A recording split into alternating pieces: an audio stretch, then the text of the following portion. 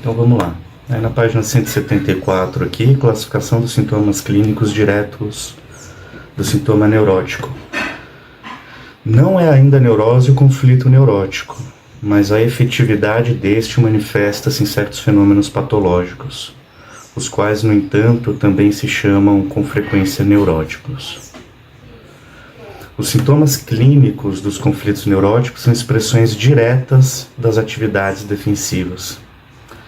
Isso é, manifestação das contracatexias, ou sintomas que se originam na relativa insuficiência do ego quando este se encontra em estado de represamento.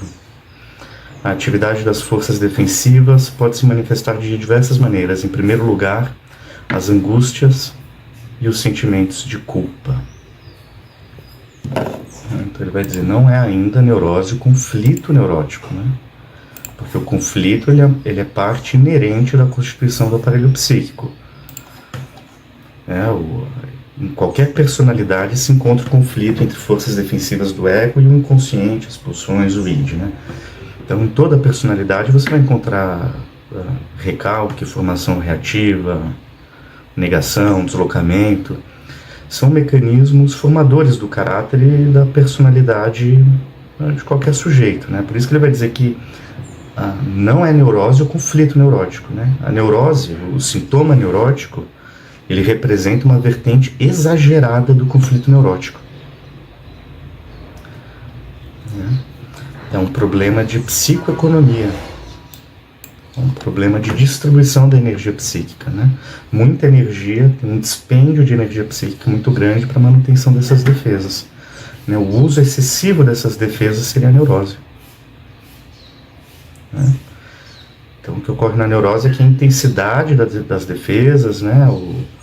O uso excessivo dessas defesas gera um estado de represamento da energia psíquica, né? E o sintoma vem como uma solução para extravasar esse excesso. Uma vez Freud falou que o sintoma é o sexo do neurótico, né? É isso.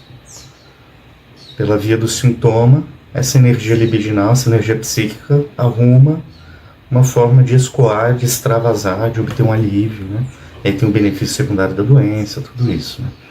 Mas é uma forma que o sintoma é o sexo do neurótico, a forma que o neurótico tem de fazer esse excesso escoar, né? Então, em Fênix, ou em Freud também, a neurose é um problema de economia libidinal, né? Ele vai dizer, né, os sintomas clínicos dos conflitos neuróticos são expressões diretas das atividades das forças defensivas, né? Sintomas que se originam na insuficiência do ego. Na insuficiência de quê? Né? De gerenciar e distribuir essa energia libidinal de forma adequada, né? Muita libido é investida nas defesas e o que se segue a isso é a formação dos sintomas, né? E aí ele vai dizer que a culpa, né, e a angústia, que seriam as expressões mais comuns, né, da neurose, né, a culpa e a angústia como fruto, como produto, resultado desse uso excessivo de defesa, né? Então o sujeito se defende, seus impulsos, recalca representações ligadas ao desejo, e o que sobrevém a isso é o sentimento de angústia e culpa, né? São afetos ali que ficam flutuando no psiquismo, o sujeito não sabe muito bem dizer do que se trata, não sabe explicar muito bem por que esse sentimento de culpa, essa angústia, não consegue ligar isso a nenhuma representação. Aí mais pra frente ele vai falar, a repressão faz-se verem lacunas nos pensamentos, sentimentos, recordações, padrões comportamentais do paciente, ou então na intensidade com que se mantém certas formações substitutivas, sintomas, né? As formações reativas revelam-se pelo respectivo caráter rígido, que, no entanto, vez ou outra se rompe. A anulação e o isolamento constituem certos sintomas obsessivos. A regressão modifica os desejos e o comportamento da personalidade, né? Então, o uso excessivo desses mecanismos aí vão transformando a personalidade numa personalidade mais neurótica, mais sintomática, né? O sintoma ele seria o substituto, né, de uma ação que foi interditada pela defesa, né? Uma ação que, se fosse levada a cabo, né, ela seria capaz de descarregar a atenção do aparelho psíquico, né? Mas como nós vivemos em sociedade, tem as exigências da realidade, né? Essa ação ela tem que ser interditada pelas defesas, né? E qual é o resultado disso? Acúmulo de tensão. Qual que é a solução que o ego dá para isso? Formar sintomas, né? O sintoma é uma formação complexa ali, né, que envolve uma defesa e simultaneamente envolve ali um prazer, uma realização substitutiva dessa ação interditada, né? Dessa ação impossível, né? Então o sintoma ele seria o substituto de uma satisfação pulsional não realizada, frustrada. A neurose ocorre, a frustração é um fator que determina a neurose, né? Então a ideia de que o sintoma ele representa o produto de uma ação interditada, frustrada, né, explorada por Freud no Inibição, Sintoma e Angústia, né? No capítulo 2, ó, o sintoma surge da moção impulsional afetada pelo recalcamento. Oi? Então vamos lá. Então, né, eu posso ter uma vontade, um desejo que vai contra as aspirações do meu ideal de ego, né? Então isso tende ao recalcamento, né? Eu posso ter vontade de matar meu filho que rabiscou todas as paredes da casa que eu acabei de pintar. Eu não posso fazer isso. O que vai entrar no lugar dessa ação? Desse pensamento carregado de desejo que tende à ação, é um sintoma, né? Uma ansiedade, por exemplo, né? Uma ansiedade que represente o medo que eu tenho de perder o controle do que eu posso vir a fazer, né? E ele vai falar aqui, né? Então, na página 174 ainda, né? Os sintomas da insuficiência relativa do ego, resultantes do estado de represamento, denominam-se sintomas neuróticos atuais. Sintomas neuróticos atuais, né? Eles são aqueles em que existe um excesso de tensão no aparelho psíquico, né, por fatores atuais, né? E engloba a ansiedade. O Freud ele vai colocar que dentro das neuroses atuais você tem a ansiedade, a hipocondria e a neurastenia, né? A neurose de angústia, né? Ele vai falar, esses fatores atuais podem ser, por exemplo, excesso de trabalho, estresse, uma vida sexual insatisfatória, então, ou alguma frustração qualquer do cotidiano do sujeito ali, mas são sintomas que buscam extravasar o excesso de tensão, né? E esse excesso de energia psíquica represada, frequentemente ele vai buscar uma forma de extravasar pela via das inervações somáticas, né? Então, esse excesso ele é descarregado pelo corpo, né? O corpo é utilizado para dar vazão a esse excesso, né? Tanto que na ansiedade o que a gente tem é muito sintoma corporal, né? O sujeito fica ali, né? Duro, paralisado, né? É uma tentativa de eliminação desse excesso, né? Aquela síndrome da perna inquieta, né? O sujeito fica ali, está extravasando tensão, né? E aí vocês podem me perguntar, bom, então a neurose atual é a mesma coisa que a histeria, né? Porque na histeria você também tem uma descarga de tensão pelo corpo, né? Mas a origem do sintoma é que é diferente,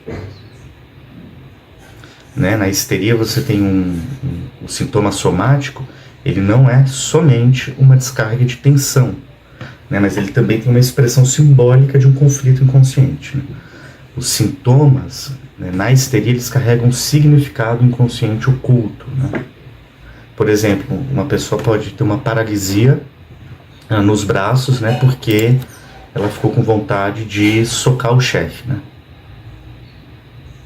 Então tem um significado oculto. Já nas neuroses atuais, né, a manifestação no corpo, ela é uma descarga direta da tensão acumulada, né, sem uma representação simbólica de um conflito inconsciente, né? Então, Os sintomas físicos na neurose atual, elas não têm o mesmo valor simbólico ou psicológico de uma histeria, por exemplo, né?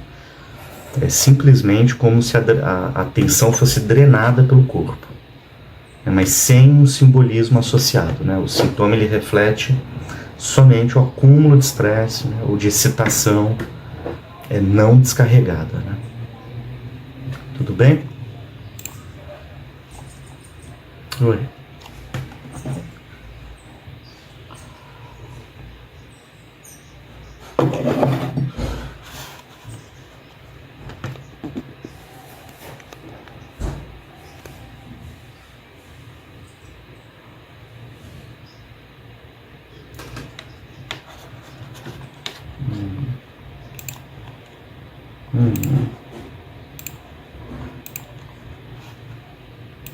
Uhum. Sim.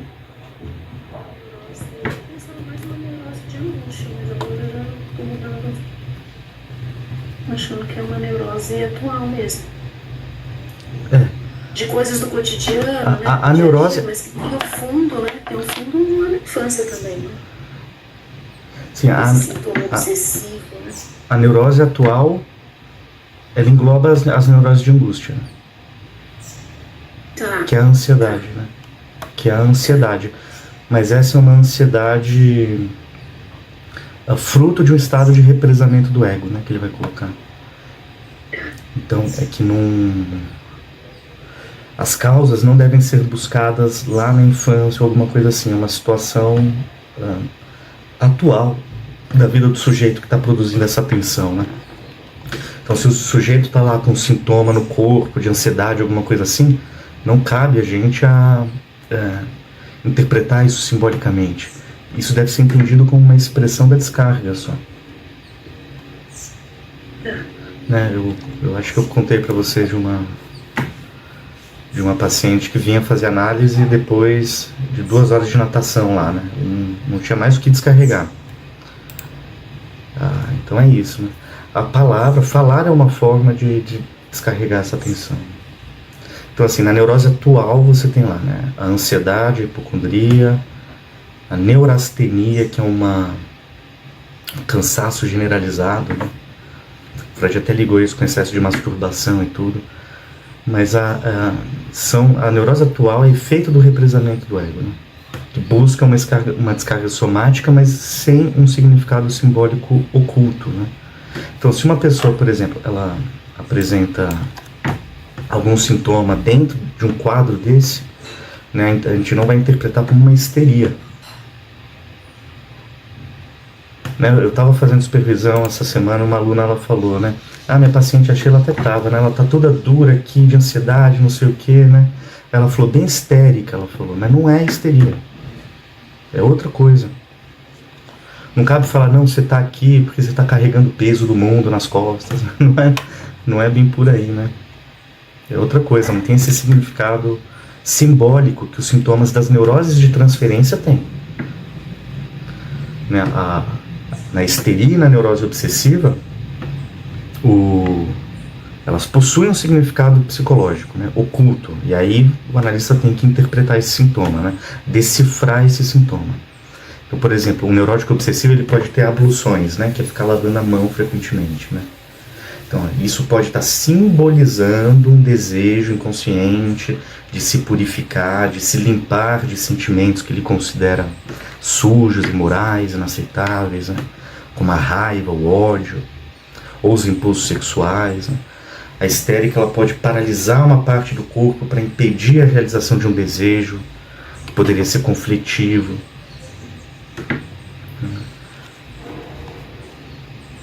Ô Pedro, Oi, Sheila. quando você fala da ansiedade, em algum momento, assim, eu entendo que quando você vai tem essa tensão, né, tem uma ação, né? E aquelas pessoas que ontem eu comecei a atender, foi a primeira conversa, foi ontem. Eu comecei a atender uma pessoa e ela tem crise de ansiedade. Só que a crise de ansiedade dela paralisa ela. Tudo começou devido a ela estar numa empresa onde começou a ter vários exigir demais dela, exigir coisas que não cabia a ela, enfim, chegou a conversar com a supervisão, até que por fim ela saiu, e saiu doente, né? A sensação assim que ela não consegue estar mais em certos lugares, ela não consegue ter mais uma relação social, vamos dizer assim. A ansiedade interferiu na vida dela de tal tamanho que onde ela não coloca energia em nada, entende? A sensação que eu não tenho, que ela não está colocando essa tensão em algum lugar que você descreveu agora. É, isso mesmo que você falou, é uma tensão que tende à ação, e essa ação foi interditada. Né? Mas aí você tem a possibilidade de uma ação virtual mediada pela palavra, por uma representação. Né? Você pode substituir a ação pela palavra, né? A substituição do ato pela palavra. Então, por isso que muitas vezes o melhor remédio para o ansioso, para o angustiado, é fazer essa substituição, colocando em palavras, né? Se você fala que está com vontade de matar o fulano, você não precisa mais matar, porque você falou. Né? E aí ele vai entrar nisso aí que você colocou, ó, Sheila. Ele vai finalizar o capítulo, é um capítulo bem curtinho, né? Ele vai fazer uma diferenciação entre sintoma positivo e negativo, ó. Lá no finalzinho. Há sintomas negativos, que consistem em inibições gerais das funções do ego, caso em que são de atribuir-se a decréscimo da energia disponível por causa da energia que se consome na luta defensiva. E sintomas positivos, os quais consistem em sentimentos dolorosos de tensão, de descargas de emergência, estas representando tentativas de eliminação da tensão e abrangendo ataques emocionais de angústia e raiva, além de produzir transtornos do sono pela impossibilidade de relaxamento. Então ele faz aqui uma distinção entre sintomas negativos e positivos dentro dos quadros neuróticos, né? Isso está também no Freud, ele fala isso também, na inibição, sintoma e angústia, né? Os sintomas negativos, né, eles envolvem uma redução, né, ou uma inibição de determinada função do ego, né? Então, quais são as funções do ego, né? O controle da motilidade, né, o controle ativo, as funções intelectuais, cognitivas, a linguagem, a relação com o mundo exterior, as relações interpessoais, né? Capacidade de empreender uma ação no mundo exterior, né? De concretizar ações. Então a pessoa ela busca análise porque ela diz assim, eu me sinto burra, né? Incapaz, impotente, né? Impotente tanto no sentido sexual como psíquico, né? Uma impotência psíquica também. Então o sujeito fala assim, a autossabotagem, né, que a gente ouve muito, não consegue realizar os planos, né? Uma certa inibição profissional, que a gente viu também na terça, uma colega falando sobre isso. É uma inibição intelectual, falta de criatividade, procrastinação, falta de motivação, de concentração, um retraimento social, uma inibição nos relacionamentos, né? Apatia, depressão. São todos quadros que envolvem uma diminuição geral da energia psíquica disponível. São sintomas negativos, né? Isso significa o quê? Que a energia que poderia ser utilizada pelo ego, né, para realizar para uma atividade saudável, né, ela é drenada para as defesas, né? Ela é redirecionada para a luta defensiva contra o id. Então, esse gasto energético para a manutenção das defesas deixa menos recursos disponíveis para o ego utilizar de outras formas, né?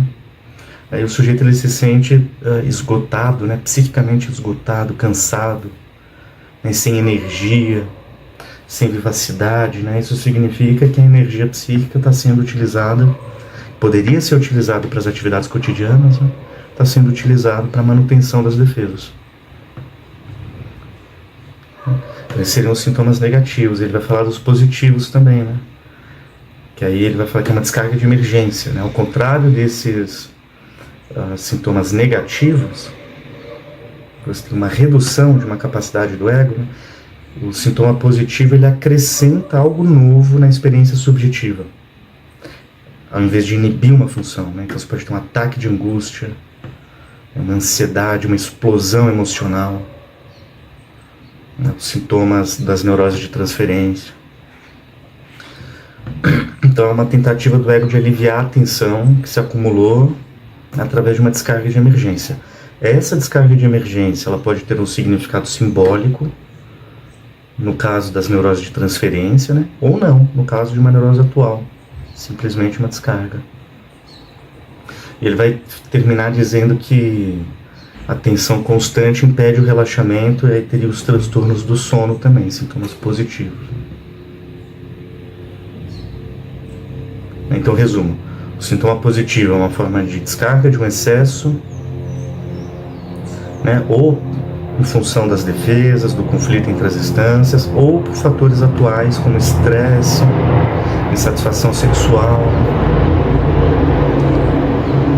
Já o sintoma negativo, ele teria um empobrecimento geral da energia psíquica, dos recursos psíquicos disponíveis pelo ego. Então essa libido é desviada para o uso excessivo dos mecanismos de defesa. E aí ele vai entrar aqui no outro capítulo, aqui ó, evitações e inibições específicas, né? Aí ele vai abordar essas inibições, esses sintomas negativos. Oi, Célia. A grosso modo, a gente pode pensar que as atuais são as que estão acontecendo tipo no presente. A histeria seria um sintoma que vem de longo prazo para a gente conseguir diferenciar. Nas neuroses de transferência, a origem do conflito não é atual. As causas devem ser buscadas lá no passado. Alguma coisa não foi elaborado lá no passado, né? E como a gente consegue diferenciar isso quando a gente está atendendo? Aí a pessoa relata assim, há muito tempo eu sinto isso, assim, aí seria uma histeria. E aí se ela traz como no presente, do trabalho, alguma coisa que está angustiando, aí seria atual. A neurose de angústia, que Freud entende como as neuroses atuais, é o que hoje a gente chama dos transtornos de ansiedade, né? Então, o transtorno de ansiedade generalizado, né? Alguma fobia social, são questões que estão dentro das neuroses de angústia. O pânico dentro da neurose de angústia. É bem diferente da histeria, né? Na histeria você vai ver algo se repetindo com você, né? De um conflito anterior. Por isso que é neurose de transferência, né? O paciente vai repetir com você uma certa dinâmica que ele tinha com figuras do passado, né? O sintoma ele vai ter uma carga simbólica também que você vai poder interpretar, né? Relacionada a uma frustração, né? Eu contei para vocês de uma paciente que eu atendia lá na Santa Casa que tinha uma dor crônica na região do ventre, do baixo ventre, né? E isso estava relacionado com a impossibilidade de ter filho, que era algo muito, muito complicado para ela. Então tinha ali uma carga simbólica. Aí você via que era uma questão mais próxima da histeria do que de uma neurose de angústia, né? A neurose de angústia vai ter esses sintomas da ansiedade mesmo, você pega ali o DSM, os sintomas ali tudo, de ansiedade, né? A histeria, muitas vezes, a questão não está relacionada com a ansiedade, né? Pode ser uma dor crônica, uma inibição da motilidade, por exemplo, né? Um sintoma físico sem uma correspondência biológica, orgânica, né? alguns transtornos somáticos, talvez, né? Acho que seria por aí a diferenciação, né? Entendi, obrigado.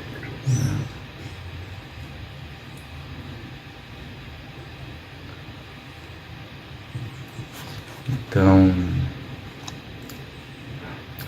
vocês atenderem os sintomas de ansiedade, neurose de angústia. E ainda que apresente algum quadro somático, né? Isso é em decorrência da ansiedade, não tem um simbolismo ali por trás disso, né? Isso deveria ser entendido como uma expressão direta da descarga de tensão.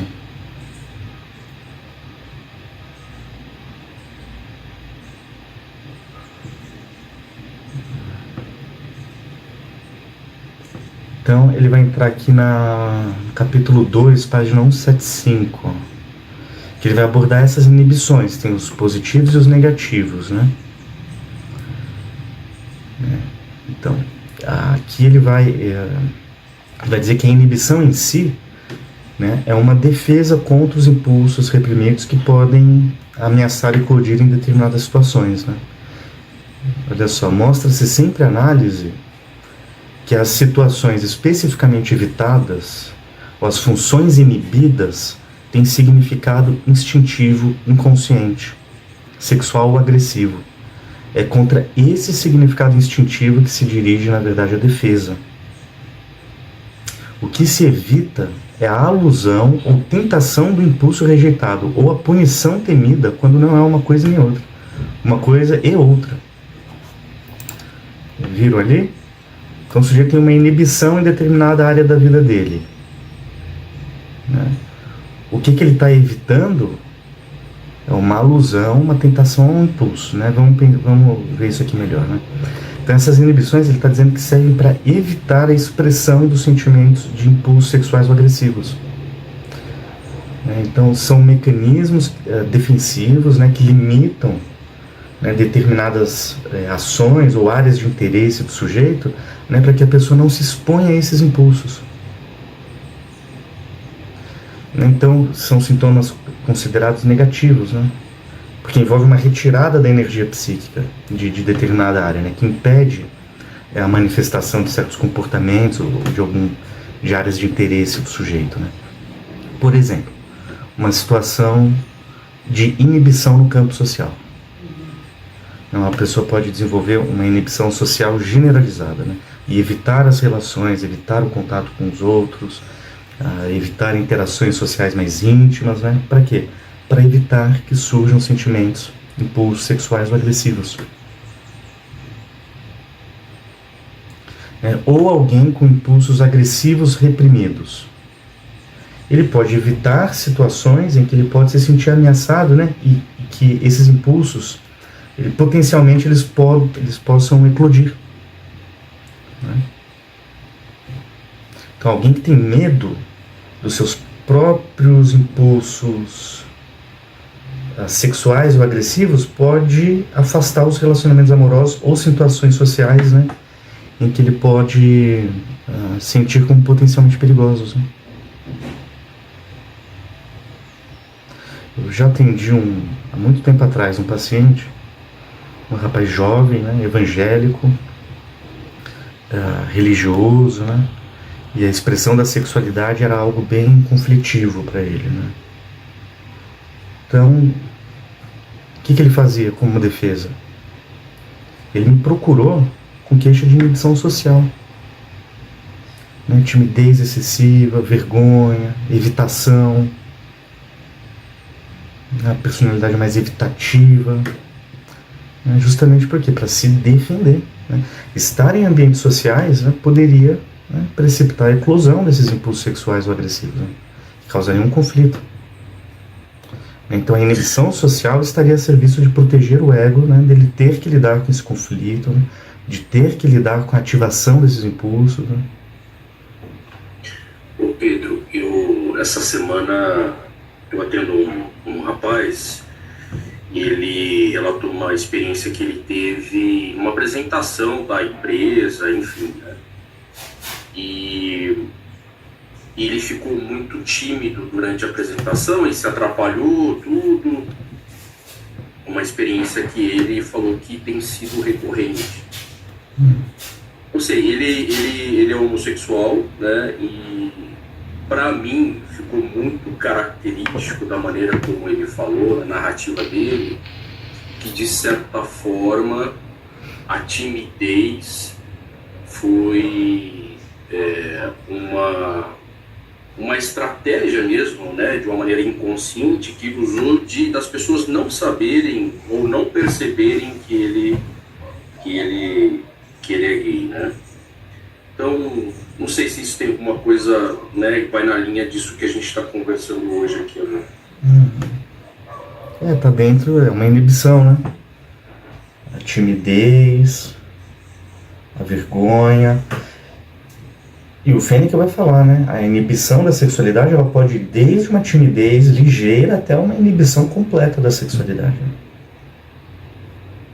Mas esses sintomas de inibição, por exemplo, o Freud ele vai falar no ansiedade, no inibição, sintoma e angústia, né? Das pessoas que têm inibições profissionais, né? Que passam a vida inteira sem nenhuma grande realização, né? Ou concretizar algum plano que pudesse lhe trazer satisfação, felicidade, prazer, né? Ele vai falar isso. Essas pessoas, você pode verificar que tem um superego muito punitivo. É um superego que não permite que o ego possa desfrutar de uma situação prazerosa, né? O sucesso, né, é visto como algo perigoso, prazeroso, logo proibido, perigoso. Então o ego fica inibido ali para evitar um conflito com o super-eu. Né? Nesse caso aí da fobia social, o ego tentando evitar um conflito com o id, né? Eu não vou pra balada porque lá isso aí vai me despertar cada coisa aqui que eu não quero nem sentir. Agora que na inibição profissional teria um super-ego muito rígido. Né? Pode ser um super, mas pode ser também para evitar um conflito com o id. Né? No trabalho a gente tem que se relacionar com as pessoas, isso aí pode causar um monte de apurrinhação, o sujeito pode, né? Aquilo pode precipitar sentimentos agressivos também, né? Mas aí nesse contato com... O Freud vai falar de um superego rígido ali, né? Na questão das inibições profissionais, né? Porque para evitar uma culpa associada ao prazer e à satisfação que uma realização pessoal pode eventualmente gerar, né? Outra inibição comum é o medo de opinar, né? O medo de se posicionar, de ser assertivo, né? Que também tem a mesma inibição, a mesma característica de defesa, né? Porque uma inibição dessa ordem aí, ele poderia ocorrer em função de que o sujeito, ao opinar, ao se colocar, né, isso poderia gerar conflitos também, né? Discordâncias. O sujeito poderia não saber lidar com essas discordâncias. Entrar em contato com esse conflito, né, poderia ativar impulsos agressivos que entrariam em conflito com o ego. Aí o sujeito fica quieto aqui na minha, né? Não se coloca, né? Fica numa passividade, numa mansidão, que é uma forma de se proteger contra os impulsos agressivos. Tem a inibição intelectual, por exemplo, também, né? O sujeito ele pode evitar certas áreas de estudo, como a psicologia, a psicanálise, a filosofia, né? Por medo de que esses conteúdos possam despertar desejos ou impulsos reprimidos, né? O medo de acessar partes desconhecidas de si mesmo pode levar a uma inibição intelectual, né? Não quero nem saber do Freud, né? Ele era doido, vixe, não vou ler nada. Aí uma inibição intelectual, né? E aí essa inibição, né, dessa energia psíquica, ela pode chegar num ponto que leva o sujeito a uma impotência mesmo, uma impotência sexual, né? Que ele vai colocar, ó, ali no terceiro capítulo, ó. Inibição, impotência, né? Impotência e frigidez, né? Que ele vai colocar aqui um dos sintomas neuróticos mais comuns é a impotência e a frigidez, né? Que vai de uma timidez, uma vergonha, até uma inibição completa da sexualidade, né? O significado instintivo da inibição de funções é certamente manifesto naqueles casos em que a inibição diz respeito à sexualidade. As inibições sexuais constituem um sintoma mais frequente que ocorre em todos os tipos de neurose, indo da timidez ligeira, quando se trata de abordar o sexo oposto, à impotência ou frigidez completas. Pode-se sentir a inibição como aversão às práticas sexuais ou como um desinteresse por elas. Pode estar atuando sem que o indivíduo perceba, né? Por exemplo, o indivíduo sente ser pura casualidade o fato de não encontrar um parceiro, quando de fato foi ele que ativamente impediu a possibilidade de encontrá-lo.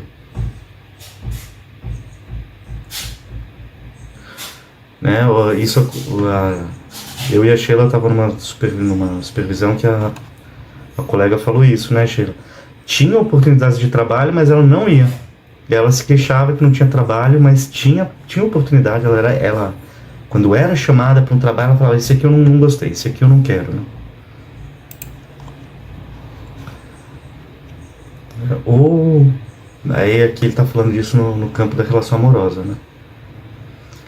Ou acontece que a inibição se manifeste sob a forma de impotência ou frigidez, que ocorre nos momentos em que o indivíduo anseia conscientemente por satisfação. A inibição pode cobrir o campo inteiro da sexualidade ou apenas um de seus aspectos, por exemplo, a sensualidade, ou somente a ternura, somente a experiência do orgasmo, ou certos tipos de parceiro, né? Só certas características, né, do parceiro ligadas às experiências infantis, que despertaram temores sexuais. As inibições podem ser atuantes sempre que se apresentem as condições geradoras de medos infantis, ou apenas em determinadas condições especiais, qual seja a ausência de alguma tranquilização específica. Acontece às vezes que justamente a inibição manifesta dê oportunidade a que algum impulso inconsciente encontre descarga distorcida. Há pessoas que têm um medo inconsciente de ferir o parceiro sexual, que são capazes de realmente ofendê-lo pelo seu comportamento inibido. Uma atitude receptiva feminina ou masoquística pode exprimir-se na impotência do homem. Uma atitude sádica na frigidez da mulher. Eu tive um paciente que eu não sei se contei para vocês, né, que ele desenvolveu uma impotência, ele estava para se casar. Dias antes do casamento, ele teve uma briga com a mulher dele, muito intensa, uma briga de grandes proporções com a esposa. Ele falou que a mulher dele o magoou profundamente, falou coisas que o magoaram muito, né? E aí ele chegou a ter mim com uma impotência sexual, né? Olha que interessante, né? E ele falou assim: isso aí passou, a gente não conversou mais sobre isso, né? Essa briga antes do casamento virou um tabu. Eles falaram: deixa isso lá para trás, não vamos mais conversar sobre isso, né? Vamos empurrar isso aqui para debaixo do tapete e vamos seguir. Eles nunca mais tocaram nesse assunto. E aí ele chegou até mim com esse sintoma de impotência, né? Ele falou algo que me chamou muita atenção, que ele disse assim, em certos momentos, né? Ele estava falando da relação sexual dele com a mulher. Ele falou: o prazer da mulher é fazer o homem gozar, né? Ou seja, o prazer da mulher não é o próprio prazer dela, né? O prazer do homem, da mulher, é ver o homem tendo prazer, né? É dar prazer ao homem. Olha que curioso. E aí, o sintoma dele de impotência, o que era, né? Era um desejo sádico com a mulher. Era um desejo de punir a mulher. Eu não vou te dar o prazer de me ver tendo prazer. Ele estava muito magoado com ela ainda. Essa mágoa produziu uma regressão da libido que se mesclou com impulsos sádicos, né, relacionados mais à fase anal. Então é como se ele dissesse inconscientemente para a esposa assim: você não é capaz de me dar prazer. Sofra com isso. Não vou te dar essa possibilidade de me dar prazer. Né? Só que no fundo era ele que sofria com isso. Né? Então, uma situação que causou ali uma regressão da libido genital para as fases anteriores, né? Para formas de satisfação menos maduras. Né? Através do sadismo, por exemplo. A sexualidade se expressa através do sadismo. Né? Não vou te dar prazer. Né? Meu pênis não vai funcionar com você. Eu vou te frustrar. E vou obter prazer te vendo frustrada. Né? Então, é o aspecto sádico da sexualidade. Né? Mas isso custava caro. Né? Estava custando caro para ele. Né? Então...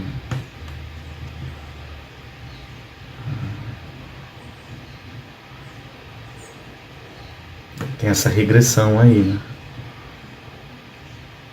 E era uma forma dele dizer para a mulher que inconscientemente ele não tinha perdoado ela, que estava chateado ainda. Né? Mas o Pedro, nessa situação que você está falando, e aí curiosidade minha mesmo, ele tomou consciência disso? Eu disse para ele isso. Eu perguntei para ele qual era a relação da impotência com essa briga aí, porque antes da briga estava funcionando normal. Ele me falou uma coisa curiosa, que ele chamava a esposa de filha, e ela chamava ele de filho. Eu falei, mas por quê? Ela falou, não, porque é uma forma carinhosa que a gente se refere um ao outro. Filho. Arruma outro apelido, né? Arruma outro apelido rápido, porque com filho a gente não transa mesmo, não vai ter jeito.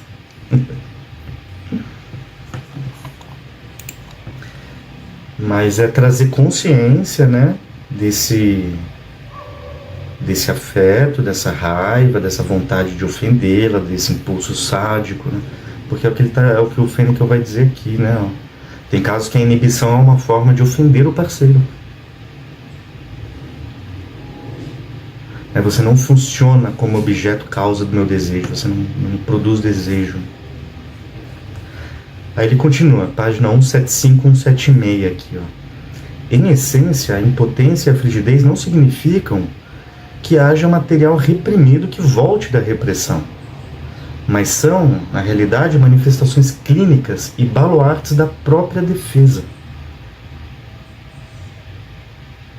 A pessoa acredita inconscientemente ser perigosa a atividade sexual.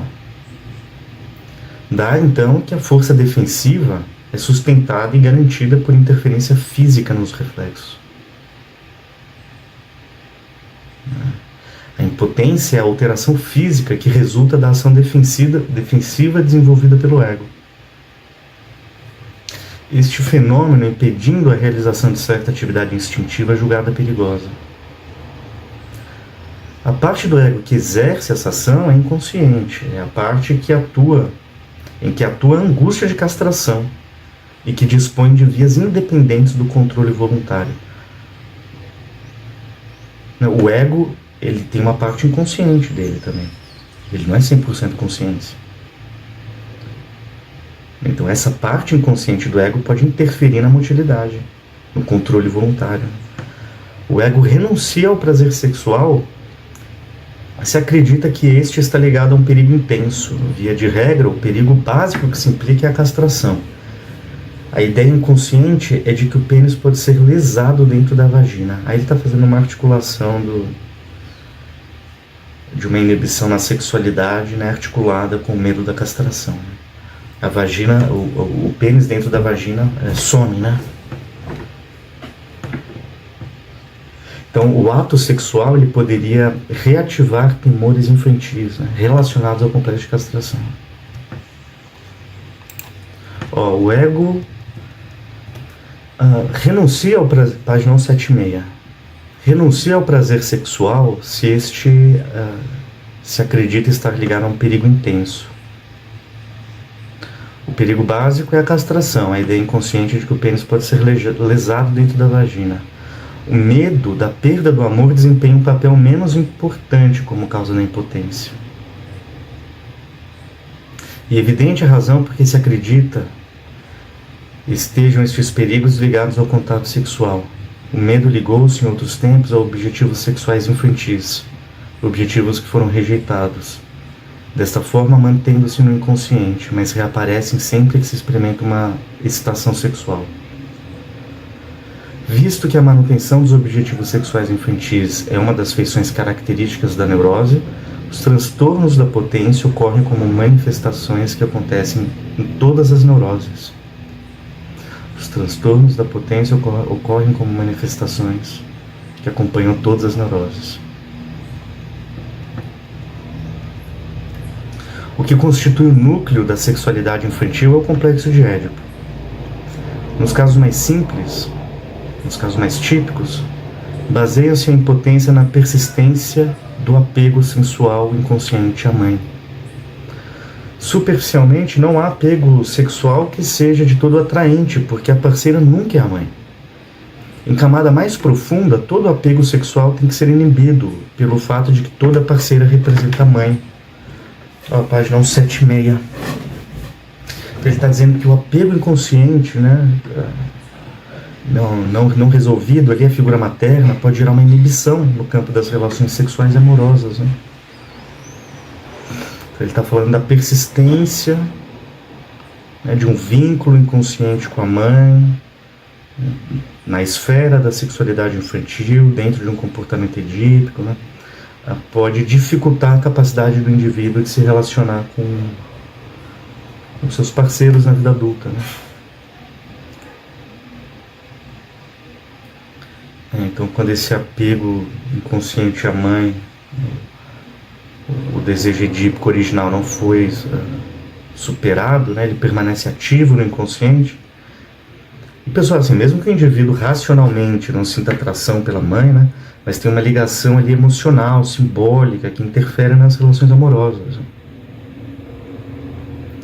Então, os parceiros, eles podem ser percebidos inconscientemente como representações da mãe, né, e o ego reage a isso com uma inibição.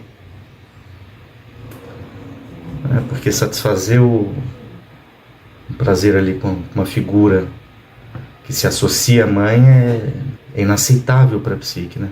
Então isso gera uma necessidade de inibir qualquer apego que envolva um vínculo, um vínculo de intimidade emocional, sexual.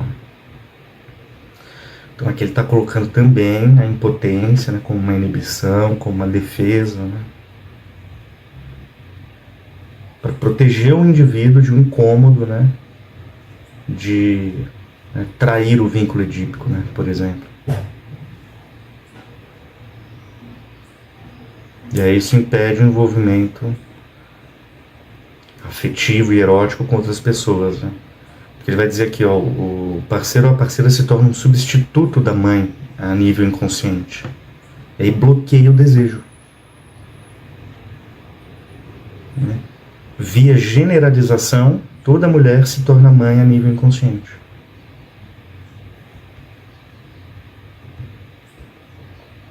Eu já atendi um rapaz que ele falou que na hora do ato sexual com a esposa dele, a esposa, né, em determinada posição, né, na cama, de perfil, assim, lembrou os traços da mãe, e aí ele broxou. É uma defesa. Né? Então, antes da latência, a relação com os pais é erotizada. Né? Quando a criança sai da latência e entra na fase genital, ela vai reencontrar os pais de forma dessexualizada. Né? O componente erótico vai ser destituído dessa relação.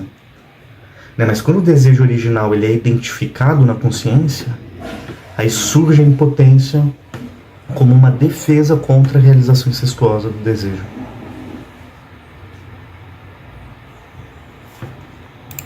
Né? O que constitui o núcleo da sexualidade infantil é o complexo de Édipo. Eu atendi um outro paciente já também que me relatava com muita frequência sonhos eróticos com a mãe. E ele acordava assim numa angústia absurda. E olha que interessante, né? Mesmo um sonho de angústia é a expressão de um desejo. Né? Porque o que pode ser angustiante para o meu id pode ser satisfatório. O que é angustiante para minha consciência, para o meu ego, pode ser angustiante para o meu id, né? Essa divisão subjetiva, né? O que constitui o núcleo da sexualidade infantil é o complexo de Édipo. Nos casos mais simples, a impotência está baseada na persistência do apego sensual inconsciente à mãe. Superficialmente não há apego sexual que seja de todo atraente, porque a parceira nunca é a mãe. Em camada mais profunda, todo apego sexual tem que ser inibido pelo fato de que toda parceira representa a mãe. Então é isso. Só que ele vai dizer que também tem uma outra situação aqui, ó. Então, o primeiro fator psíquico da impotência psicogênica. Primeiro, um apego sensual à figura da mãe. Ele vai dar um outro fator aqui também, ó. Página 176 aqui, ó. Não é, contudo, é isso que acontece em todos os casos, né? O homem que tem orientação feminina inconsciente pode, do mesmo modo, evitar o exercício das suas funções sexuais por causa da angústia. A identificação feminina desempenha um papel importante na psicogênese de muitos casos rebeldes de impotência.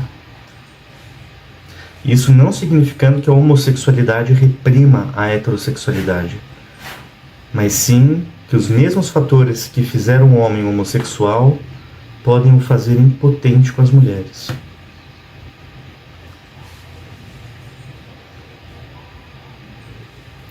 Então ele está descrevendo aqui uma situação na qual, durante o complexo de Édipo, houve uma identificação excessiva com a mãe. Não a mãe como objeto de desejo, mas como um objeto de identificação. Ele vai falar que, nesse caso, a impotência não está associada somente ao apego inconsciente à mãe, mas também a uma identificação com ela, né? Então, esse processo de identificação pode... O que vai acontecer? Pode gerar uma angústia em relação à função sexual heterossexual. Cria um conflito que vai resultar também numa situação de inibição de impotência.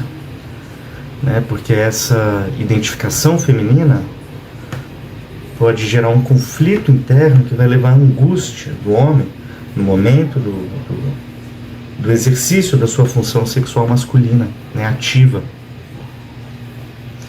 Em vez de assumir um papel ativo masculino, o indivíduo pode se sentir desconfortável ou ansioso ao assumir esse papel masculino. Porque inconscientemente ele se percebe como um papel feminino, identificado numa posição feminina. Então ele vai dizer que isso também pode contribuir para a impotência psicogênica. Então, duas situações, o apego sensual à figura materna e uma identificação excessiva com a progenitora. Isso no caso do homem. A gente vai entrar na questão das mulheres também, da frigidez, que é o correlativo ali. Então, essa identificação feminina, o indivíduo tem dificuldade de ocupar a heterossexualidade, de forma ativa, masculina. A atividade é o correspondente masculino do psiquismo, Ele vai dar um exemplo aqui, na página 177. Alguém pode ler para mim? Um paciente experimentou seu primeiro fracasso sexual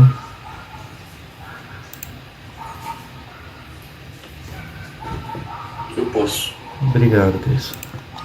O paciente experimentou seu primeiro fracasso sexual numa ocasião em que ele e a parceira estavam na cama debaixo de um cobertor. Imediatamente atribuiu o fato ao cobertor e, de fato, mais tarde, era potente sempre que estava na cama descoberto. Ficava impotente quando debaixo de um cobertor, uma espécie de claustrofobia. Sentia-se seguro enquanto se julgava capaz de controlar-se, mas era preciso que conseguissem ter consciência do que realmente ocorria no mundo. A análise mostrou que menino costumava masturbar-se apenas com o cobertor por cima, porque assim tinha certeza de não ser visto, de modo que, enfim, a sua situação atual de potência significava: o que eu estou fazendo agora não é masturbação, não é o que fazia em criança, não é aquilo de que ainda tenho medo inconscientemente. Acrescenta-se, é claro, que a sexualidade do paciente não passava de necessidade narcísica de provar a sua potência. O que pretendia era mostrar-se: vejam como eu sou livre. Embora tivesse muitas amiguinhas, não mantinha relacionamento terno, nem profundo com qualquer delas. Em nível mais profundo, a ideia de não estar coberto durante o contato significava que tinha por onde fugir. Paradoxalmente, a Não, vezes... tá bom, Cris, obrigado. Por enquanto tá bom. Ó, vamos pensar esse caso aqui, ó. Ele ficava impotente quando ele estava coberto, né? Fazendo ato sexual com cobertor por cima, porque isso tinha uma associação inconsciente com a sexualidade infantil que foi reprimida. Olha que interessante isso, né? Então a relação com o cobertor simbolizava ali uma necessidade de segurança, né? De controle, um resquício, né? Da época que o paciente buscava não ser visto, né? Enquanto se masturbava, enquanto explorava a sua sexualidade, né? Então, essa associação inconsciente, né, entre cobertura, segurança, né? Na infância, o cobertor significava um abrigo que garantia ao paciente a privacidade, né? Para realizar um ato, né, que ele considerava perigoso, né, proibido. Então aí na vida adulta a presença do cobertor despertava essa mesma insegurança, né? Essa questão de estar fazendo algo errado, que precisa se esconder, e aí dificultava o engajamento sexual com a parceira dele.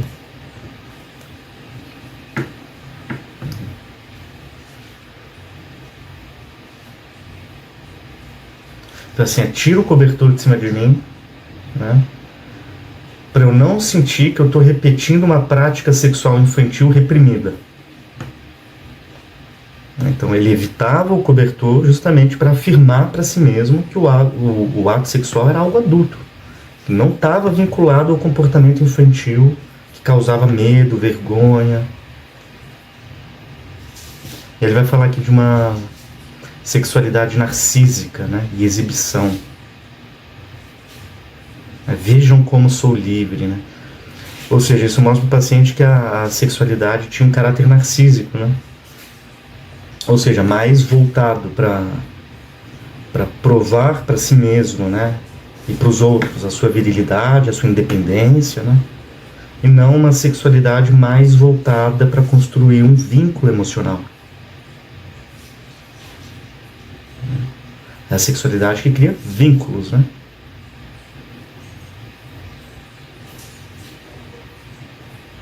Então aí já é uma postura que revela uma certa insegurança, né? Demonstrar potência, né? Para mascarar essa insegurança subjacente. Né? E ele vai falar que estar descoberto, né, também significava uma rota de fuga, né? Uma saída.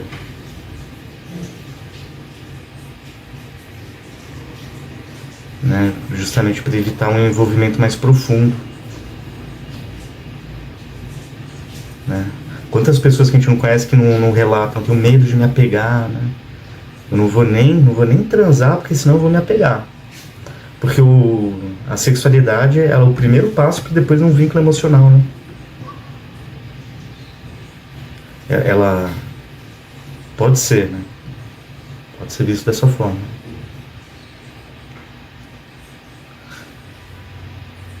Porque tem o caso das pessoas que se vinculam emocionalmente antes para depois ir para o ato sexual, né? No caso dos religiosos, né? Mas, via de regra, a sexualidade, ela produz essa ligação emocional, né? E aí, esse cobertor aí, era assim, não tem pra onde fugir, né? Não tem pra onde fugir. Então, sem o cobertor ali, ele se sentia mais livre, né? Justamente como uma rota de fuga, caso ele se sentisse ameaçado emocionalmente, né? Por exemplo, o medo de intimidade, né? A intimidade pode gerar muita angústia, né? Essa ideia de se vincular com alguém de forma mais íntima. Não é? Então, nesse caso, o cobertor funciona como um símbolo de proteção, de fuga, né? De culpa pela masturbação, né? Ligada à infância.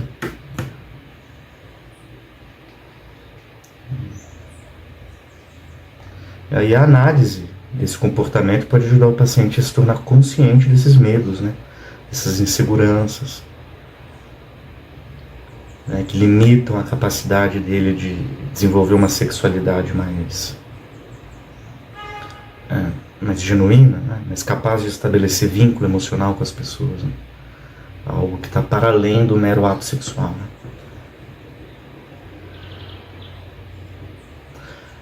Aí continua, paradoxalmente, há vezes em que as condições para um bom funcionamento sexual parecem não ser tanto uma tranquilização contra aquilo que se tinha medo na infância, quanto uma acentuação dos próprios fatos que haviam sido outrora atemorizadores. A ideia de que a potência só é possível se o homem provar a si mesmo que é capaz de enfrentar aquilo que temia no passado. Ou seja, para ser potente, tem que encarar os medos relacionados à sexualidade infantil. Ali no final da página 176, né? Ou seja, para um bom funcionamento sexual, não basta só reprimir os medos infantis, os desejos infantis, né? Mas superar isso daí, né? Por isso que ele vai falar, né? A potência sexual, né?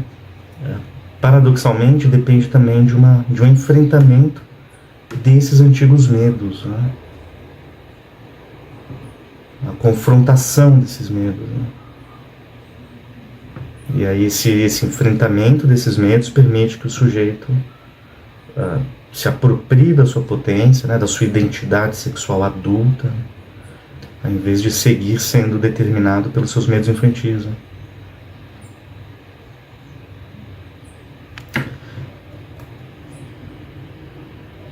E aí ele vai dar um terceiro aspecto aqui, né? Então, apego sensual à mãe, uma identificação excessiva com ela, a persistência de medos infantis relacionados à sexualidade, tudo isso pode interferir no desempenho sexual, né?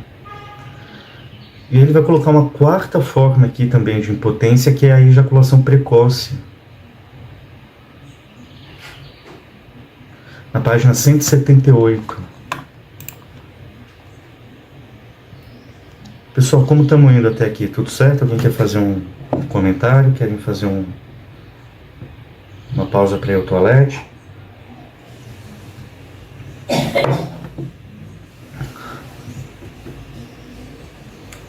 Oi, Débora? Podemos fazer uma pausa, então? Vamos lá, eu preciso ir ao toalete também. Aí a gente entra na ejaculação precoce, vamos entrar na frigidez feminina, mais pra frente tem a inibição da agressividade também. A gente só vai até as 11h30, então vamos fazer uma pausa rápida, 10 minutos, 10h40. Então tá bom, pessoal, até já.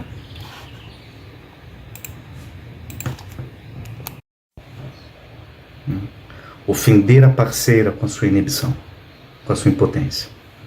Estamos abordando aqui a questão da impotência masculina. Vamos entrar agora na ejaculação precoce e vamos abordar a frigidez feminina também. Certo? Então ele vai falar aqui, ó, na página 178, a forma forma de impotência que se conhece como ejaculação precoce representa o transtorno mais severo que a capacidade de obter ereção. Na ejaculação precoce, variam também muitíssimo a intensidade e a frequência do sintoma. Duração relativamente breve do ato pode significar apenas uma forma branda de transtorno, mas a ejaculação precoce crônica é um transtorno severo. Abraham encontrou em casos típicos 3 determinantes frequentes que suplementam-se entre si. Primeiro, a orientação feminina predominante, que é o mesmo que acontece lá nos transtornos de ereção. Orientação que se percebe pela índole da zona erógena principal. O clímax da excitação sente-se na raiz do pênis e no períneo, mais precisamente na zona feminina do trato prostático da uretra, e não na glande e no corpo do pênis. É um estado que pode indicar a intensificação constitucional da bissexualidade, mas também pode traduzir reação à inibição psicogênica da sexualidade fálica ativa. Olha que interessante isso daqui. Achou aí? Acharam? Página 178. Então o Abraham está sugerindo que alguns homens com transtorno de ereção ou ejaculação precoce, a excitação ela pode estar concentrada em áreas do corpo, né, associadas simbolicamente a uma orientação feminina, né, como a raiz do pênis, né, e o períneo, né, a região prostática da uretra, né? Então, em vez dessa libido estar concentrada na zona erógena mais masculina, simbolicamente masculina, né, a glande, o corpo do pênis, né, essa libido ela está orientada em outra região ali do órgão genital, né? E aí ele está dizendo que esse foco da libido, né, em zonas femininas pode ser uma reação à inibição da sexualidade fálica ativa. Ou seja, o sujeito ele pode estar inconscientemente, né, bloqueando a sua assertividade sexual, né, ou deslocando o prazer para áreas erógenas menos ativas, né, e associadas simbolicamente à passividade, né. Então isso pode ser uma forma de evitar o papel masculino, ativo, dominante, né? Em função de um medo, de um conflito sobre o desempenho, né? A potência sexual, medo da castração, né? Deixa o pênis quietinho lá, né? Vou buscar formas alternativas de satisfação, porque o prazer do pênis, a atividade fálica do pênis, né, pode ser perigoso, pode acarretar em punição, né? 2 aqui, ó, orientação sádica, que se esconde sob passividade ostensiva e que visa a sujar e ofender a mulher, entre parênteses a mãe. Sadismo tipicamente pré-genital, cuja execução é anal-uretral. De fato, a sexualidade prostática passiva dos homens nunca pode se isolar das tendências uretrais e anais. Havemos de ver que certos casos de neurastenia crônica se caracterizam por tentativas de usar o aparelho genital com objetivos pré-genitais. Realmente, a ejaculação precoce é um sintoma frequente em casos dessa ordem. Então, para alguns indivíduos, o prazer genital ainda está vinculado com as tendências pré-genitais, né, uretrais e anais. Então, o aparelho genital ele não é utilizado, né, para uma função genital madura, né, que seria a intimidade, né, o controle da excitação, mas ele é usado para buscar satisfações que remontam às fases iniciais do desenvolvimento. Então isso poderia explicar essa liberação rápida e descontrolada da ejaculação, né? Uma incapacidade de manter o prazer, né? Mas pelo contrário, de liberar instantaneamente o prazer, né? Como uma expressão de uma sexualidade ainda menos estabelecida, né? Mais infantil. E ele vai falar que essa liberação rápida, né, do prazer pode ser uma expressão da agressividade, né, uma intenção sádica de sujar ou desagradar a figura feminina, né, que estaria associado simbolicamente à mãe.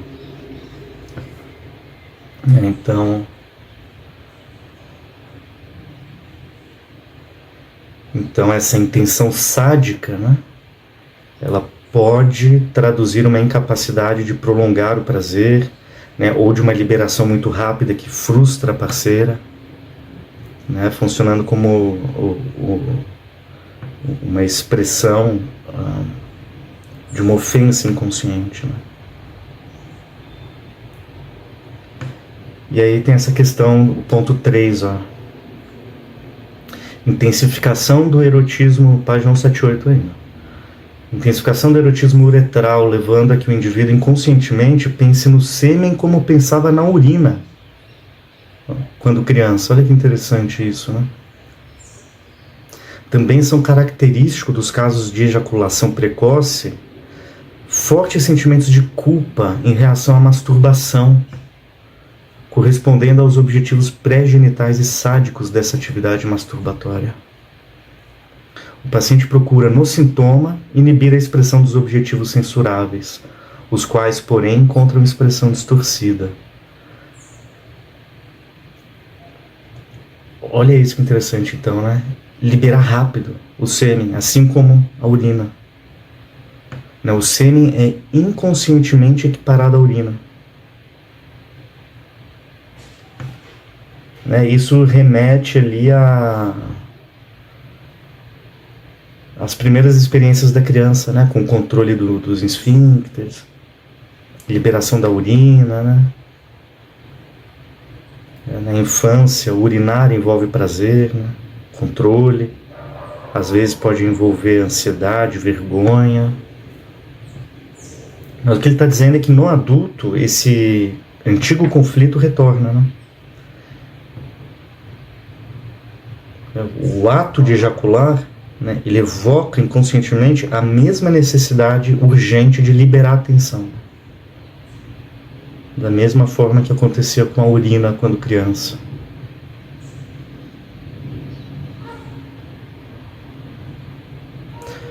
O sintoma de ejaculação precoce, então, como uma tentativa de inibir, né, os impulsos agressivos, né, sádicos, que são transferidos para o ato sexual.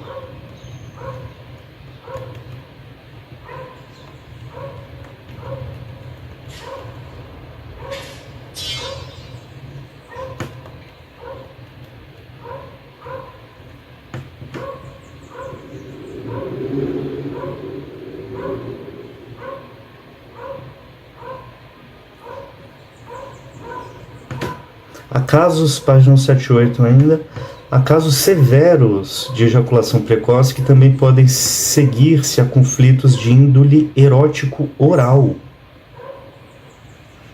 O paciente é capaz inconscientemente de estar identificado com a mãe que o amamentou. Os conflitos originais que giravam em torno do aleitamento podem ter se transformado em conflitos relacionados com a alimentação, estes exprimindo-se por forma distorcida no transtorno ejaculatório.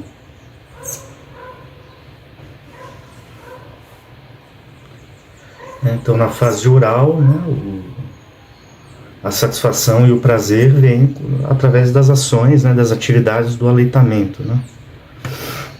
E é uma fase que surge muito conflito relacionado à frustração dessa necessidade, né? Quando o bebê ele é retirado do peito, ele tem que esperar um certo tempo para ser alimentado, né? Então ele vai colocar aqui, ó, que esse conflito ejaculatório pode ter uma índole erótico oral, né? Então Então, se esses conflitos da fase oral ali, relacionados à satisfação e frustração, né, não forem bem elaborados, isso pode se converter numa dificuldade, né, de lidar com a tensão e o prazer, né? Isso vai levar o sujeito ao quê? A uma gratificação rápida, né? Exatamente, justamente como acontece na ejaculação precoce, né? Não esperar, né? Descarregar a atenção de forma rápida, né? Olha que interessante como que essas fases pré-genitais da sexualidade, né, elas podem interferir na sexualidade adulta. Esses componentes, né, esses resquícios das fases anteriores, como eles podem estar interferindo e atuando ali na sexualidade genital, né? Porque esse desenvolvimento libidinal ele não acontece de uma forma linear, né? A gente vem carregando esses rastros aí, né? Alguém aqui atende pacientes com esses sintomas de impotência e de ejaculação precoce? Não? Nossa, chega muito para mim esse tipo de paciente. Tanto de compulsão sexual como de impotência. De ejaculação precoce menos, mas também já atendi alguns. É muito interessante ver como que bate muito com isso que Fênikel está colocando. Vamos para a frigidez feminina então, pessoal? Frigidez feminina, alguém já pegou algum caso? Algum atendimento? Também não?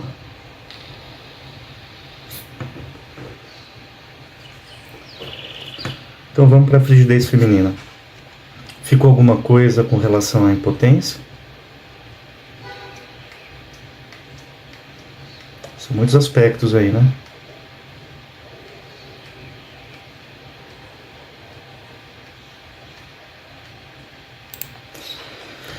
Então vamos lá, página 179.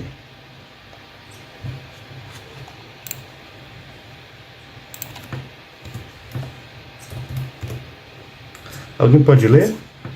Muito tem se escrito sobre a frigidez feminina. Só esse primeiro parágrafo aqui, vamos nos ater a ele. Eu posso. Obrigado, Cris.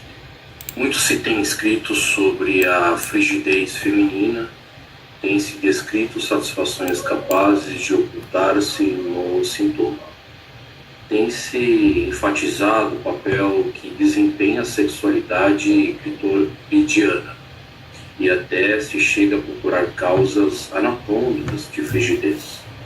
De modo geral, porém, não se pode duvidar de que a frigidez exprima a inibição de uma experiência sexual completa que tem raízes na angústia.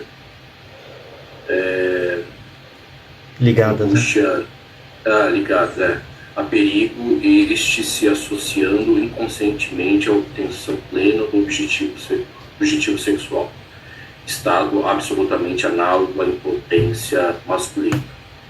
A causa geral da frequência dos casos que mostram vários graus de frigidez é, sem dúvida, de atribuir-se à educação feminina, que consegue criar as associações entre sexualidade e perigo. Só um minuto, Cris, obrigado. Aqui, ó, sexualidade e perigo. Né? Então, aqui a frigidez ela deve ser entendida como uma inibição, né?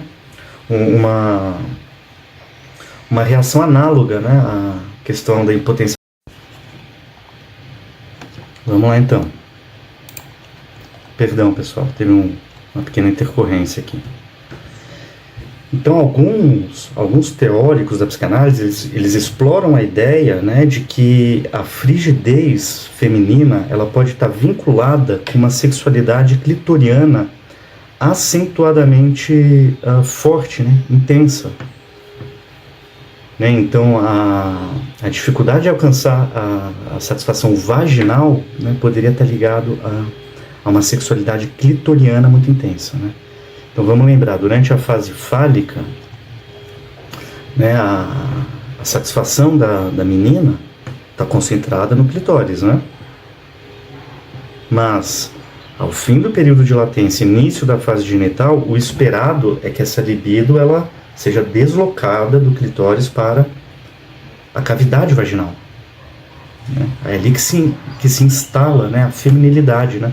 Mas se houver uma fixação libidinal na região clitoriana, a sexualidade vaginal pode ficar comprometida. Né? Então, o que ele vai seguir dizendo aqui? Há mulheres que não conseguem realizar o orgasmo vaginal pleno. Outras nunca o conseguem, mas experimentam excitação e são capazes de obter orgasmo no clitóris. Há mulheres capazes de ser excitadas, mas que jamais realizam clímax algum. Outras, às vezes, não podem se excitar de modo algum. Enfim, há mulheres absolutamente frígidas, cuja erogeneidade genital está toda bloqueada. São casos em que não sentir nada exprime a ideia, não quero ter nada a ver com isso. O que representa caso especial de certo tipo geral de defesa, consistindo em alienar-se do seu próprio corpo. Alienação exatamente igual a que se vê nos transtornos sensoriais da histeria.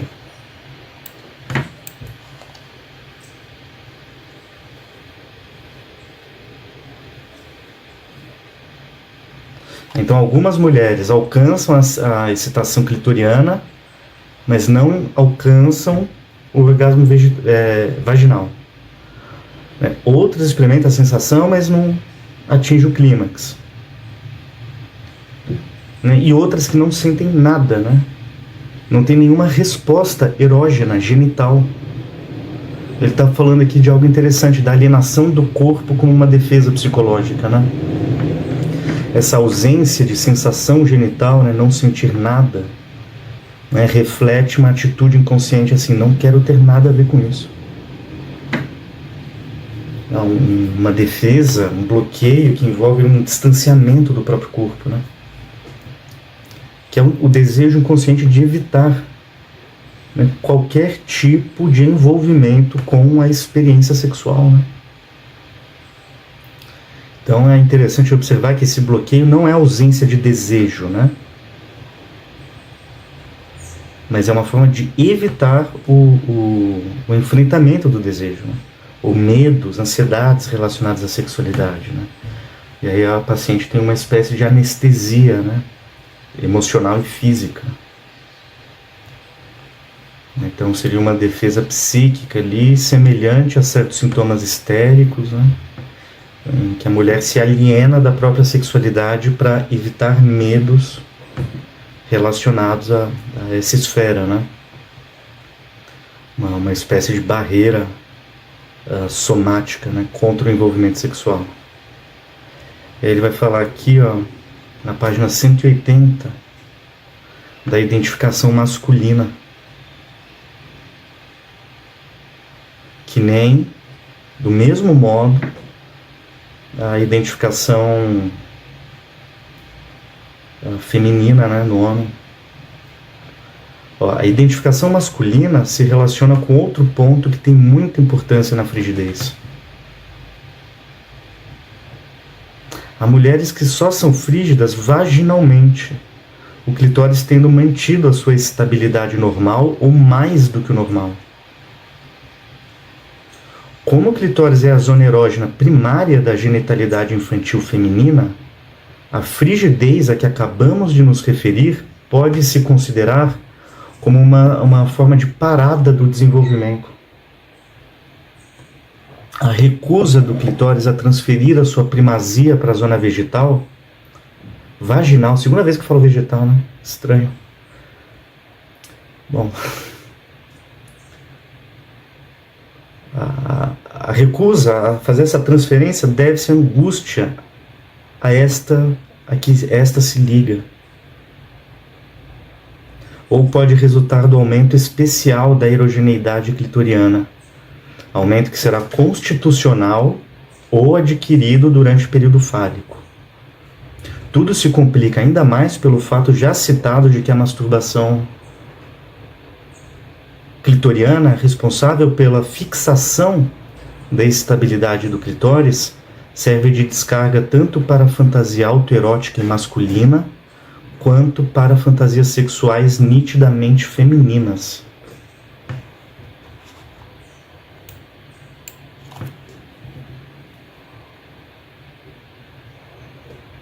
Então a região, a parte simbolicamente masculina da mulher é o clitóris. Por isso que ele está falando de uma identificação masculina como causa da frigidez, né? Ele está falando aí de uma fixação na fase fálica do desenvolvimento, né? Quando a sexualidade está concentrada no clitóris, né? Ele vai falar que isso pode ser constitucional, né? Algo inato, relacionado à constituição biológica da mulher, ou algo adquirido durante esse período fálico aí, né? Porque como que age uma menina na fase fálica?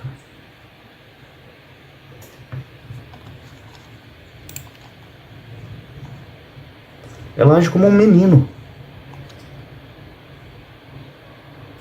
Ela age como um menino no sentido de experimentar a sua sexualidade de uma forma mais exploratória, mais ativa, né, voltada para o clitóris, que Freud vai falar que é um pequeno pênis, né? Então a menina, durante o período fálico, ela exibe esse comportamento mais masculino, né, no sentido de que seu interesse está centrado numa zona erógena, né, que se assemelha ao órgão sexual masculino. É uma zona mais fácil de ser acessada e explorada de forma ativa. Então isso aproxima o comportamento daquilo que é considerado, né, masculino. Então aí nesse caso o bloqueio da sexualidade vaginal ela pode estar associado a uma angústia inconsciente ligada a essa região, né, essa cavidade vaginal. Pode ser um local que causa medo, né, repulsa, né?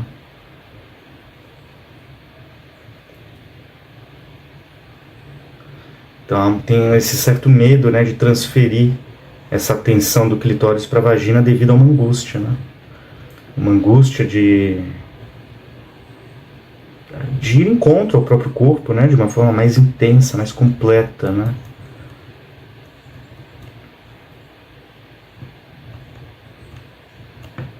Aí tem aqui, ó, na página 180,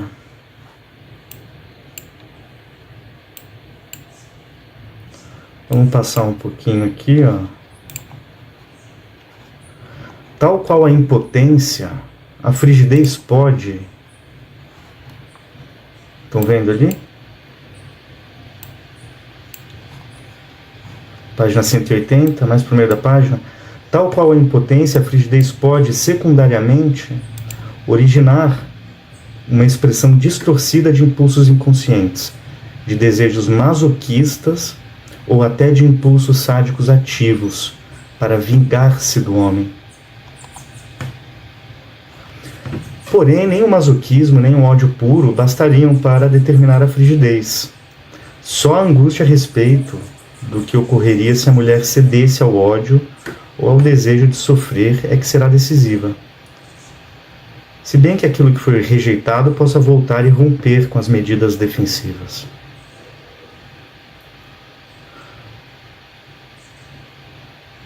O vaginismo liga-se à frigidez, tal qual a formação reativa se relaciona com a repressão, não só inibindo a excitação sexual, como algo que se faz que garanta a manutenção dessa inibição e faça fisicamente impossível o contato. Nos casos típicos de vaginismo, desenvolvem-se espasmos que impedem a inserção do pênis. Os casos de pênis captivos são temas de muitas anedotas, mas raras vezes aparecem na literatura científica. Anedotas que se baseiam em temores masculinos de castração e em tendências femininas ativas de castração. Né? Inserir o pênis ali, a vagina dentada, né? Apertar e arrancar o pênis. O vaginismo muitas vezes não é pura inibição, mas sim um sintoma positivo de conversão, caso em que exprime tanto a tendência a obstaculizar a sexualidade, quanto certo desejo inconsciente distorcido. Desejo que talvez exprima a ideia de arrancar e guardar o pênis. O vaginismo ou o espasmo do soalho da pelve pode exprimir conceito anal da inveja do pênis. A ideia de expelir ou de reter um pênis anal. Página 180.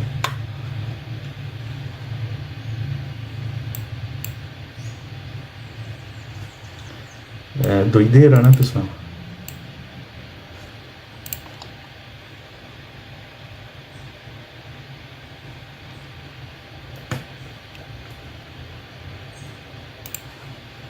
Pessoal, tem que entrar. Agora a gente entraria aqui na inibição da agressividade, né?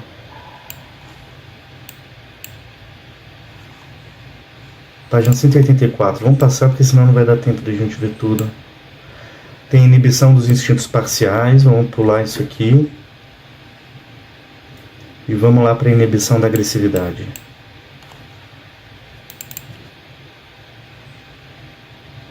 Alguém poderia ler para mim?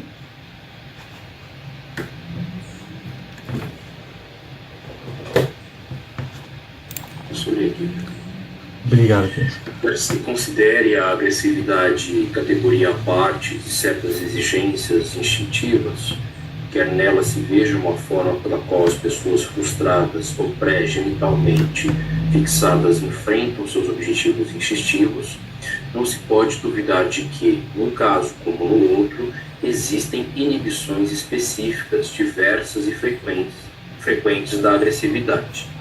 Inibições consequentes a angústias e sentimentos de culpa, inibições observadas em indivíduos cujas tendências agressivas ou sádicas e masoquísticas foram reprimidas. Nessa categoria incluem-se a mansidão e a polidez reativas típicas dos neuróticos obsessivos. É frequente essas pessoas evitarem quaisquer discussões e reagirem em colapso quando umas tantas condições deixam de se apresentar, isto significando inconscientemente a tranquilização no sentido de que tudo está em paz. Muitos indivíduos desenvolvem inibições sexuais porque a excitação sexual e a raiva se lhes afiguram estreitamente ligadas. Só um minuto, Cris. Só um minuto aqui, ó. Isso aqui é interessante, né? O indivíduo ele desenvolve como formação de reação à agressividade uma mansidão e a polidez reativa, né? Tem até aquela frase que diz assim, né? Tenha medo é da fúria dos mansos, né? Da fúria dos calmos, né? Porque quando aquilo irrompe pode vir de uma forma muito intensa, né? Ele está ligando isso daí aos neuróticos obsessivos, que é aquele sujeito, né, que tem uma agressividade elevada à enésima potência, né? E aí ele vai falar aqui, ó, que a excitação sexual e a raiva, né? Então, muitas vezes estão coladas, né? Estão muito juntas. Então,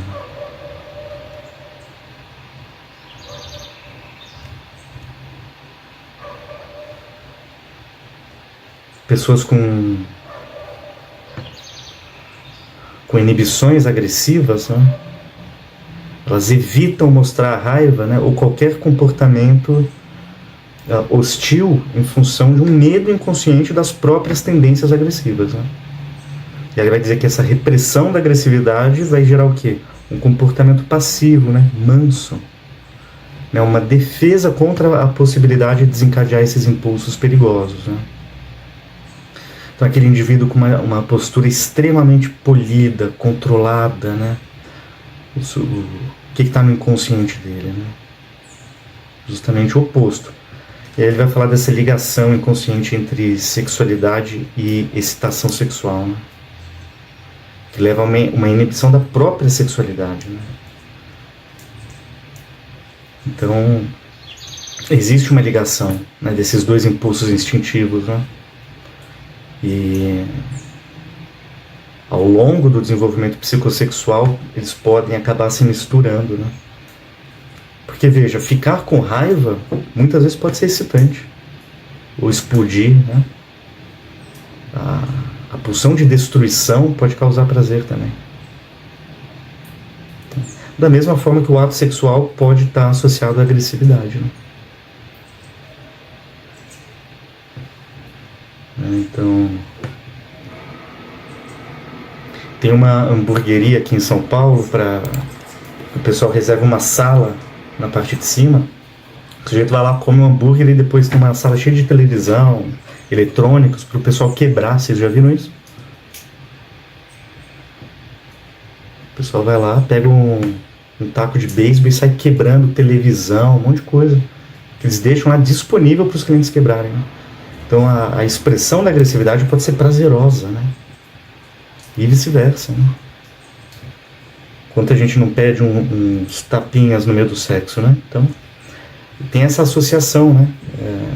Entre excitação sexual e raiva, né? Isso é uma fusão, né, dos impulsos agressivos e sexuais, né? Isso pode vir também, surgir de fatores fisiológicos, né?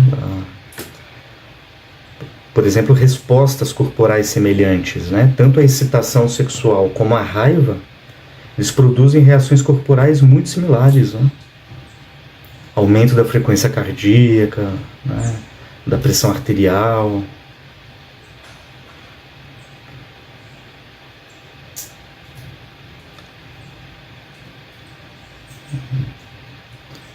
Então, indivíduos que têm dificuldade, né, em expressar a sua própria agressividade, né, reprimem esse impulso, e isso vai gerar o quê? Um comportamento de passividade excessiva. E aí o Fênix vai falar aqui, ó, muitas inibições profissionais vêm a ser, de fato, inibição da agressividade, visto que em nossas condições culturais a agressividade é necessária para uma boa carreira. As personalidades desse tipo se afastam do mundo porque este lhes parece cheio de assassinos que teriam ou de enfrentar ou de tolerar. Essa passividade pode ser sexualizada, um homossexualismo passivo ou uma receptividade oral aumentam para conter a agressividade que o indivíduo tem, ou é supercompensada por uma camada de agressividade constrangida e falsa. Vamos ler esse exemplo clínico que ele coloca aqui, ó. Certo paciente... Você lê para mim esse caso aqui, ô Cris?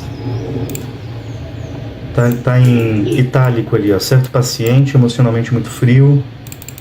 Certo, o paciente emocionalmente muito frio levou muitos meses analíticos discutindo mutuamente assuntos na aparência indiferentes, considerava pouco inteligente toda a agressão e desprezava a profissão que exercia, porque, segundo dizia, todas as invenções técnicas servem abusivamente para a guerra e não se sentia disposto a promover esses fins. No entanto, não associava 2 minutos sem criticar acerbamente as instituições convencionais e o comportamento de outras pessoas. Aliás, a crítica intelectual constituía o tema único das suas associações. Dessa forma, os seus impulsos rejeitados se manifestavam com violência por todos os poros, para usar a expressão de Freud. Olha aí que interessante. Só um minuto, Cris. Olha só, esse caso aqui ele ilustra como que a agressividade reprimida ela pode encontrar formas de expressão indireta, né? Então o paciente aqui ele racionaliza, né, a sua aversão à agressão como um sinal de superioridade moral, intelectual, né? Mas o tom das críticas revela um impulso agressivo, né? Que ele não consegue reconhecer conscientemente, né? Então, nesse caso, uma crítica intelectual, né, se torna um canal para expressar essa hostilidade, né? Então, essas formas de expressões indiretas, né, desses impulsos agressivos, reprimidos, né, encontram outros canais de manifestação. Por isso que às vezes é melhor a gente se relacionar com uma pessoa que é explosiva ou que explode de vez em quando, né, do que um sujeito que reprime muita agressividade, e aí essa agressividade sai por todos os poros, né, como Freud diz aqui. Essa agressividade sai, por exemplo, numa conduta passiva-agressiva, né? Ou aquele sujeito que é cínico, ácido, né? Que gosta de dar umas agulhadas, né? Todo mundo conhece gente assim. Vontade é de falar, vai, bota pra fora de uma vez por todas e para com isso, né? Explode logo. Pessoal, estamos chegando no fim. Eu vou